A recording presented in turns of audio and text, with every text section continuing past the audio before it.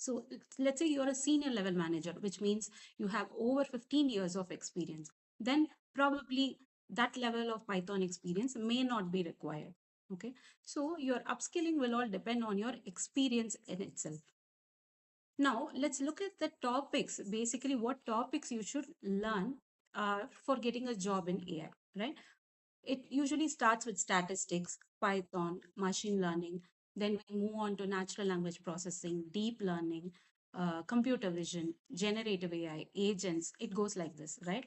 So last year, when I was taking the interview, what I found was the questions in the basics, which is the statistics or machine learning algorithms, these were not there so much. Okay. People stopped asking too many questions from this section.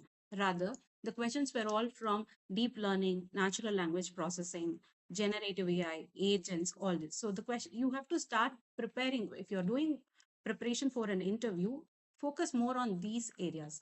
But nevertheless, first of all, you have to have the right knowledge, right? Learning for the sake of knowledge is one thing, studying for the sake of interview is another thing. So, for the sake of knowledge, you must know all these things like statistics, machine learning, this foundation you must know. Then only you will be able to understand the rest of the stuff. But what I'm telling now is an interview perspective. That means the second part where we are talking about deep learning, natural language processing, LLMs, generative AI, agents, all these, right? These ones you have to focus more for the interview perspective because this is the area where many questions are coming up in the interviews these days. Now, I thought of giving you the major areas from where questions are asked. Okay, so I have actually written it down. These were the areas from where I had a depth of questions coming from. It is not exhaustive, but these are like important areas. All right. So if you see, I had a lot of questions from transformers. So encoder, decoder, self-attention mechanism, feed-forward mechanism, then masked multi-head self-attention mechanism. These kind of questions were asked in the interview. Then what else? What is land graph? What is lang chain? Do I have experience working in those? And I was asked to explain my experience based on all these things. Okay. And then there were question on RNN, recurrent neural networks, right? What is vanishing gradients? And then what is exploding gradients? Sequential processing, those kind of questions were there. Then about LSTMs, short-term memory, then gated recurring units, sequence to sequence models. These kind of questions are all asked. Okay. So based on these topics, questions were asked. And then coming to retrieval augmented generation, RAG, right? So what is the chunking methodologies? What are the text splitters you used in your project? And then the embedding models, what is ranking, re-ranking, why we are using that. Mostly it will not be like a definition. Okay, they are going to ask how you have implemented, why you have implemented, that sort of questions will be asked. So you need to have a project level experience in this so to answer those things, but try to focus on these areas. Okay. Then retrieval methods, vector dbs, which go into all these rags, right? So questions were all surrounding that. So for example, you will have different vector dbs, right? Why did you choose a particular vector db? Why did you not choose the other one? That kind of questions were all there. And then advanced RAG and how to reduce hallucination. This is like a short question you will have in the interviews. Okay. And the ways to reduce hallucination, if you see, there are 100 ways you can reduce the hallucination. So it is, you can keep talking about the topic itself for 30 minutes. So there is so much answer to it. So don't restrict yourself thinking only via prompt or, basic answers. There are so many techniques you can do to reduce hallucinations. So prepare on those lines as well. And then LLM evaluation. How is an LLM being evaluated? What is RAGAS? What is Blue? What is Rouge? What is precision at K, recall at K? These kind of metrics and all you should know. Okay. And then fine tuning, like what is PEFT? What is parameter efficient fine tuning? What is the difference between PEFT and full fine tuning? So these kind of questions will be there. And then, of course, there will be questions on agents. There will be questions on MCP, model context protocol, which is a very latest topic, right? So these are the topics from where I had most questions, which I wanted to share with you through this session. One of the key takeaways that you're having, okay? And I also want to add that like I said myself with from Dear Mind and the Bikaki team, we were discussing that we will come up with more sessions, and in the next one of the next sessions we are going to have exclusively for interview questions itself. Because when I went through so many interviews, I had this good practice of writing down all the interview questions that were asked to me. Okay, so those questions, all the questions I will be sharing. I'm not going to mention which company asked which question, but I have a list of all the interview questions, so which I'll be sharing in one of the coming sessions. Okay, that is another thing you will have to look out for. And one more pro tip I want to give you for interview preparation, which is, see, when I prepared, I had about 600 pages of notes. Okay. So when you're starting to give an interview, if you want to go and revise the whole thing, it becomes so difficult when you have too much notes, right? So you have to condense it, you have to reduce it. And like what I did was I created a PPT of 100 slides, which was like 600 pages of notes was condensed into that one PPT, and it helped me revise easily before the interview day. Because before I prepared that PPT, it was difficult for me to revise the whole thing. I would never feel confident that I had done a complete preparation. So this PPT really helped me. So condense your materials and have it in a short form so that it is easy for you to uh, revise before your interviews. So this is about the build section. Okay, let's move on to the next.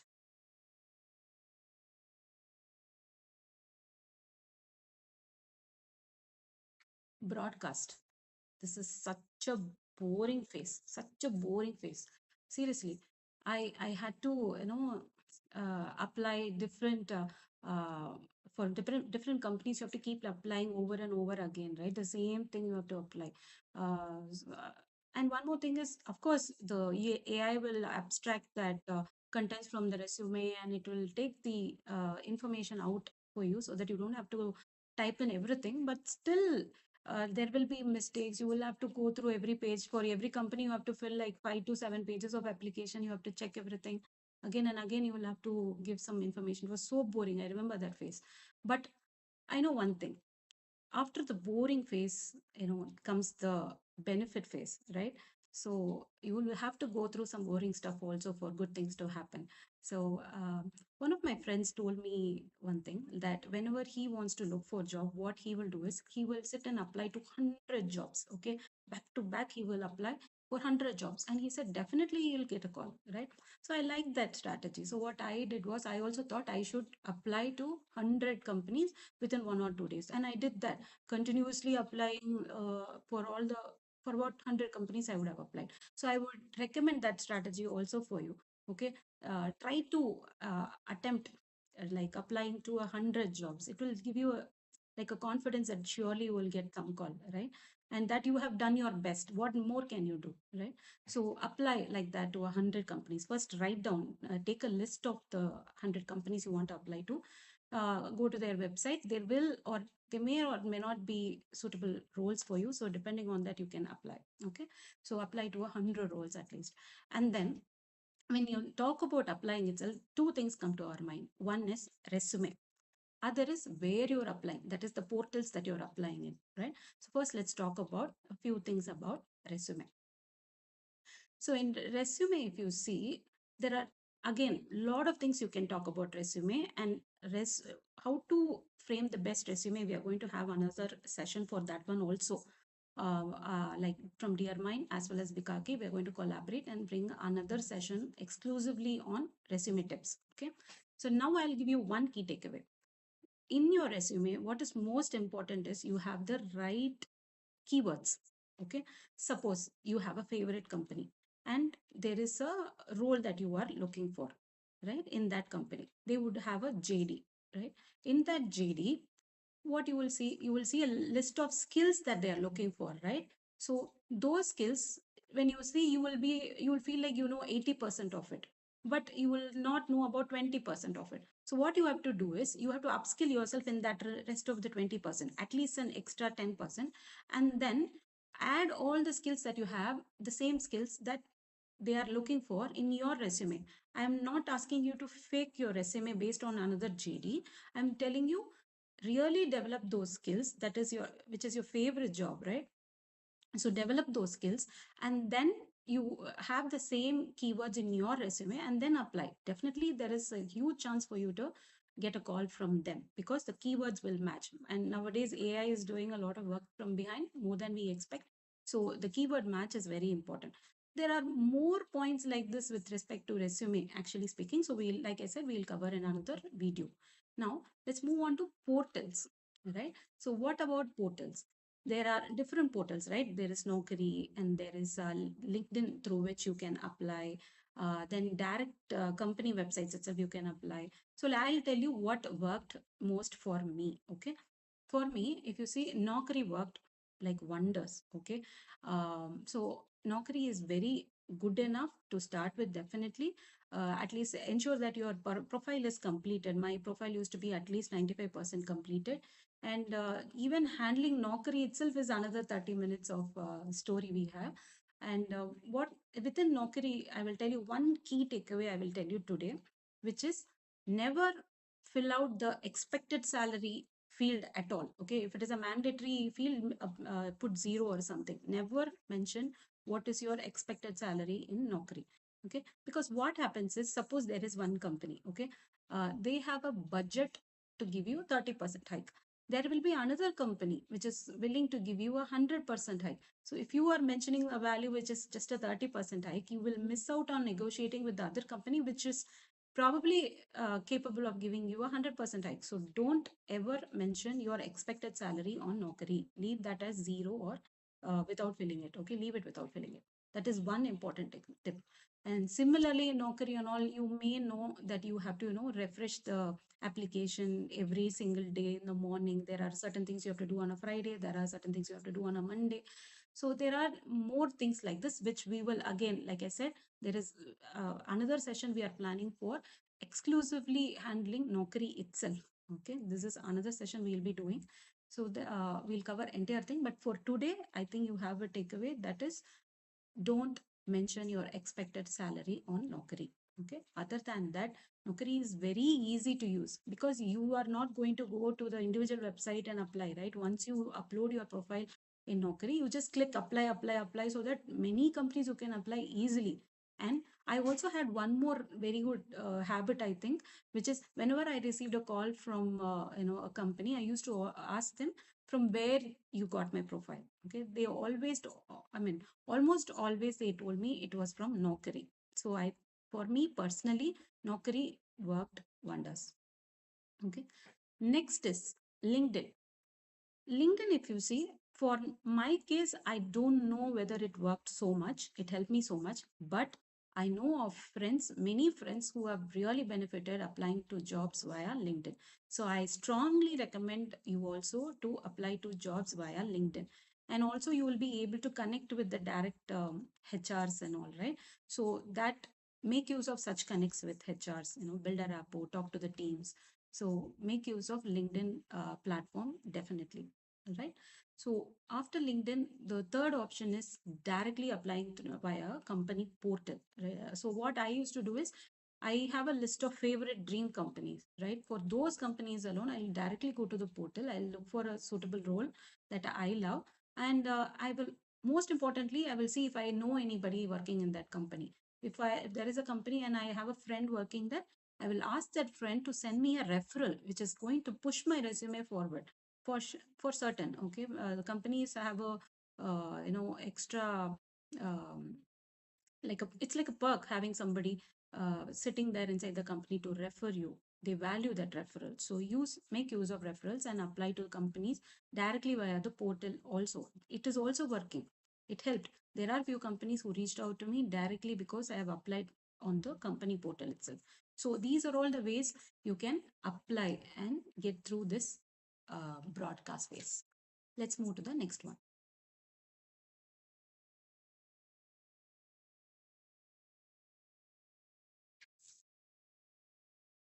Battle phase. Battle phase is nothing but your interview phase itself.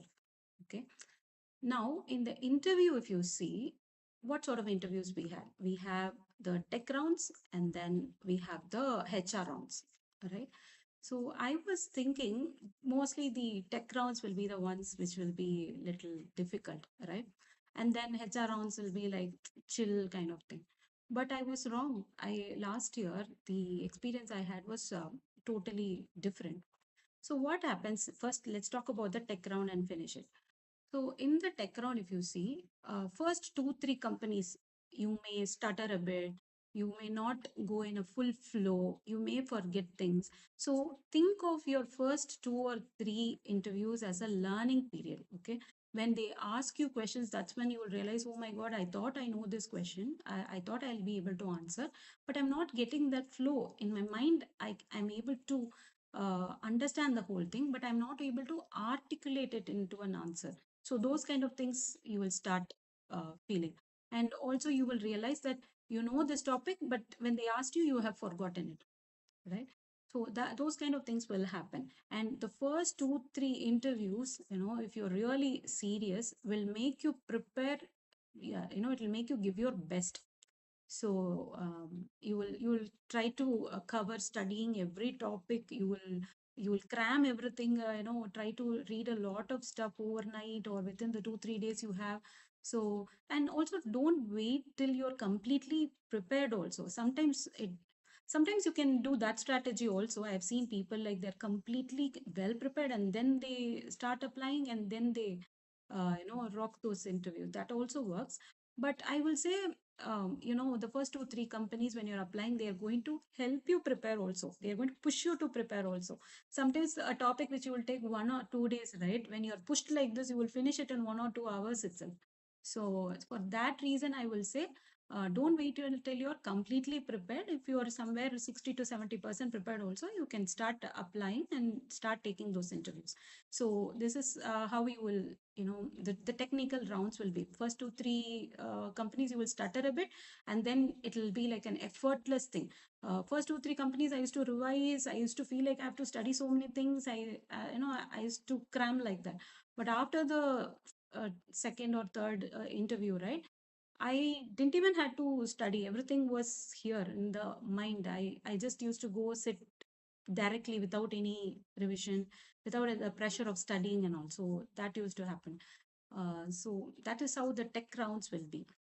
Okay.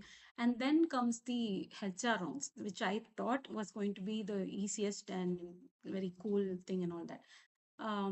So, in fact, the battle starts after all the rounds are completed, including the HR rounds. It happens during that negotiation, okay, the salary negotiation. So, I will share some experience I had.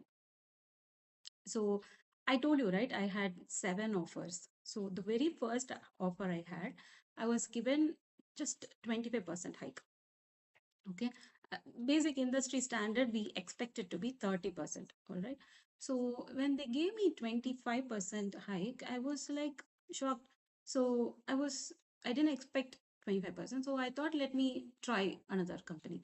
So in my second company, they asked me if I have an offer. So one more thing about the first company was they asked me if I had an offer. At that time, since it was my first company, I did not have an offer.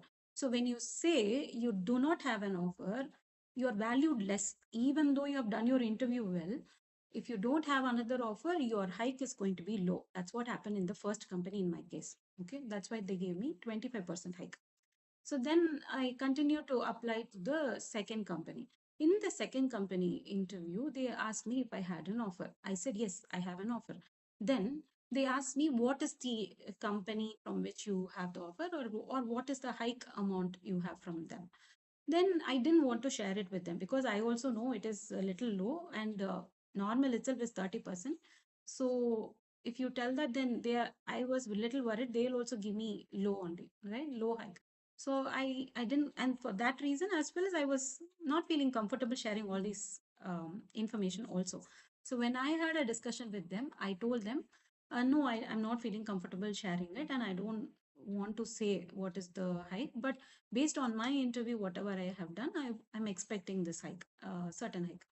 Okay. And then they started telling me, no, no, you must tell which company and what is the hike amount. Then how can we process your profile? How can we give you the approve your salary? I have to talk to upper management. This is a process. Everybody tells what is the hike and everything. And they kept telling, the person I was talking to was telling this. I was again hesitant. I didn't want to share. I didn't know when a person is asking you so many times, you start to feel right whether you should give or not give. Okay, let me give. Okay, let me not give. What is happening? That kind of state. Okay. And then she started bringing in two, three more people into the call, and everybody was putting in me in a kind of a pressure situation where I have to tell what is the hike. They're saying if you don't tell this, how will that person go and talk to her manager and no get you a hike? Since you're already having offer, you must give. This is the process, everybody is doing it. Tell. Okay, then I told them. Okay, so I told them from a certain company I have this 25% hike. And then after that they came back and they gave the offer they released was just 50,000 more than the previous offer. I felt like all the journey that I had gone through, my the efforts I put in are all going waste, because end of the day I'm not even able to match that 30% hike, right? Which is very bad. So I was really upset at that time. I felt like my efforts going waste was painful situation for me. Then I again continued to apply, despite doing well in the interviews. Since my hike was not great, I continued to apply. Then at one point I had another experience that was another level actually. What happened is again the same situation where they are asking me to compulsorily tell what is the hike, and I'm trying to say no, because you feel like after a point when they're asking too many times, it's hard. um, that's what I was feeling at that time. Okay, then when I told that person, what happened is that particular person has a connect with the person who has given me the offer. So she's understanding, they have some sort of a back and connect. And whatever I've told this person, the other person told me, that's when I understood they are having some sort of a communication, and they're holding that offer. And every day both the people were talking to me, they're checking whether I am still available. And every day it was a pressure situation for me. Every day I was feeling so stressed whether they're going to give me the offer or not. Why are they going on talking, and they're promising everything, and but they were not at all releasing. It was such a it was a battle only, I think. So that's why I thought battle was very appropriate for this section. So anyway, it happened like that. Then I started looking at videos. I started searching for materials. I talked to friends, and then only I got the most important key takeaway that you are going to have today, which is never, ever, ever tell anything regarding the other offer you have in hand. Okay, you must say that you have an offer, but you must never, ever, ever say anything else regarding that offer. Don't say the company name, don't say what hike you have with them. Okay, never give any information about it. The thing is, you are going to ask the salary of the new position. Suppose you are in one position, you're going to the next level position. Okay, the salary that you are going to ask for this role, right, is based on what work you will do here. It should not be based on the what the old position was paying you, what the old role was paying you. It is not based on this role. The new salary must be based on the work that you're going to deliver here. You are a subordinate here, you are a manager here, you are going to have more responsibility as a manager. How can your salary be based on this role, right? So you have to first do a research. So okay, this is the role I'm being hired for, these are all the expected responsibilities. So what should be my salary? Okay, we can very well do a lot of research on that and find out what is the market value, what is the right pay that we should get for that role. Okay, we have to find out like that, and then go and ask for it. When you ask for it, you mustn't what I did was, this is my expected salary, this is the expertise I bring, this is so many rounds of interviews I've cleared for. If you see, most companies have 5 rounds of interviews. In product companies, most service companies have 3 rounds of interviews. So, and there are companies where HRs are valuing when you say like this, when you say that you it's some like you don't want to share the hike information that you've got with the other company, because the same just like how you are not sharing the information that the other company is has given you, similarly the current company also you will not share with others. That's what they should get, right? So I was very stubborn. How many ever times, if anybody asks, I was stubborn. And there were companies who respected that. And I respect such companies. So that kind of dealing happened. And then if you do all this, you will definitely get a superb hike. Okay, like you can get a very, very good hike. You can get a triple digit hike. So there are many strategies. So many learnings I had, especially with this negotiation round. So again, on negotiation also, we will make another video in one of the coming sessions. So stay tuned to our channel, like my channel, Dear Mind, or the Bikaki community. They are also in association with me. So we will bring all these information to you. So, keep following us. And then let's move on to the next phase, which is finally the belong phase, right? This is where you feel like you've crossed a lot of hurdles, right? You've come to the place where you should belong, so many interviews, so many companies, rejections and successes, like I said, battles, learnings. So you've come past all that with all the knowledge you have learned and all that, right? Now, one thing you have to do at this stage is during the interview, keep your ears wide open. It's like you also should interview them to see if the company is a right fit for you, right? The cultural fit, whether it is there. If you're what are your core values? Do you want work-life balance? Do you want growth? What is it that you're looking for? Do you want a good team? Do you want a happy working place? What sort of it, right? So try to understand what environment they are in. Okay, there will be some sort of hints, like some managers might say there will be some level of stress here. If they say run away, maybe run away. If it is little stress, it's fine, but they will say it will be stressful. If they say that, then it is maybe more than that, right? That is one thing. Or there will be a manager who says you will enjoy working here. That means you will really enjoy. There is a good chance that you are going to enjoy working there. So pick up such hints that they're telling. Okay, during the interview process, you can also ask about the company. See how culturally fit it is for you. It is super important because you're going through so much hardship not to go and get into some messy place, right? You need to find that right company for you. And then um, talk to your manager. Okay, your manager is very important here. Your manager and your team both are very important for your comfortable life after that with work. And people don't quit companies, people quit managers. That is the norm. So try to see if you are able to gel with your manager. Is the manager showing some sort of attitude that you're not comfortable with? What is the status, right? So understand your manager, and also ask the HR to give you, contact of 2 3 members within that team, or through LinkedIn also you can reach those team members, and then talk and understand how is the company culture, and what are all going on inside. So all those information you can have, and you can find that perfect company which is a cultural fit for you, which is very important aspect in your career. And then we have come to the conclusion of this session almost. And based on this LinkedIn report of 2026, it's been found that 3 out of 4 people are actually looking for jobs. And we know there is a lot of layoff that has happened. We have heard of such news, and we know more layoffs are also coming up.